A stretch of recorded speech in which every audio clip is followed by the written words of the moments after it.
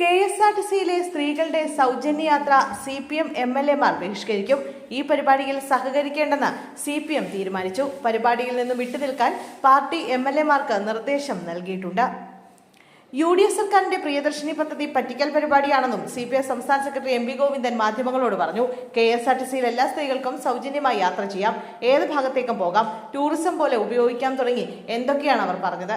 എന്നിട്ട് ഇപ്പോൾ ഏറ്റവും ഒടുവിൽ ഏതാണ്ട് 1000 ബസ്സുകളിൽ മാത്രം സ്ത്രീകൾക്ക് സൗജന്യ യാത്ര അനുവദിക്കുന്ന സ്ഥിതിയാണ് ഉണ്ടായിട്ടുള്ളത്. മലബാറിൽ തീരെ ഓർഡിനറി ബസ്സുകളില്ല. പിന്നെയും കൂടുതലായി KSRTCയുടെ ഓർഡിനറി ബസ്സുള്ളത് തിരുവനന്തപുരത്താണെന്ന് MP ഗോവിന്ദൻ പറഞ്ഞു. ഇത്രത്തോളം സൗജന്യം കൊടുത്തതിനെ എതിർക്കേണ്ട കാര്യമില്ല. എന്നാൽ UDF പറഞ്ഞതിൽ നിന്ന് പിന്നോട്ടേക്ക് പോയി എന്ന് വിമർശനാത്മകമായി ചൂണ്ടിക്കാട്ടുകയാണ്. 21,000 രൂപ ആശാവർക്കർമാർക്ക് കൊടുക്കുമെന്ന് പറഞ്ഞിട്ട് ചുരുങ്ങിയ പണം നൽകി അവസാനിപ്പിക്കുകയാണ് ചെയ്തത്. UDF പറയുന്നതല്ല ചെയ്യുന്നതെന്ന് വിമർശനാത്മകമായി ചൂണ്ടിക്കാട്ടുകയാണ്. സൗജന്യ യാത്ര ആളെ പറ്റിക്കൽ സമീപനത്തിന്റെ ഭാഗമായതിനാൽ പാർട്ടി പങ്കെടുക്കില്ലെന്നും MP ഗോവിന്ദൻ വ്യക്തമാക്കി.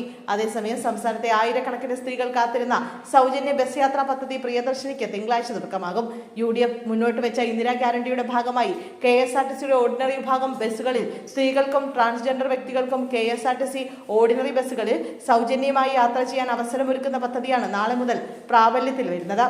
തമ്പാനൂർ ബസ് ടെർമിനലിൽ രാവിലെ 8:30 നടക്കുന്ന ചടങ്ങിൽ മുഖ്യമന്ത്രി VD സതീശൻ പദ്ധതി ഉദ്ഘാടനം ചെയ്യും. ഉദ്ഘാടന സർവീസിന്റെ പ്രത്യേകത ബസിന്റെ ഡ്രൈവറും കണ്ടക്ടറും വനിതകളായിരിക്കുമെന്നതാണ്. മുഖ്യമന്ത്രിയും മന്ത്രിമാരും ഉദ്ഘാടന യാത്രയുടെ ഭാഗമാകും.